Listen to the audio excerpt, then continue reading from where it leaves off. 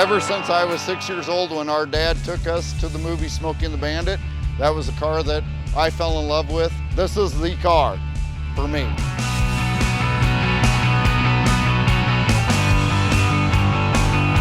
I think a lot of people like this style of truck. You know, this is something that you don't see very often.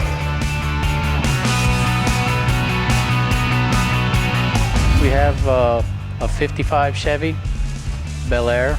Everybody just like ramps and raves about that, like, wow, you know, we've never seen anything like that. It's the attention to detail, it's just the little things that make it go over the top. So, I mean, this car is just like fabulous. It drives like a brand new Cadillac.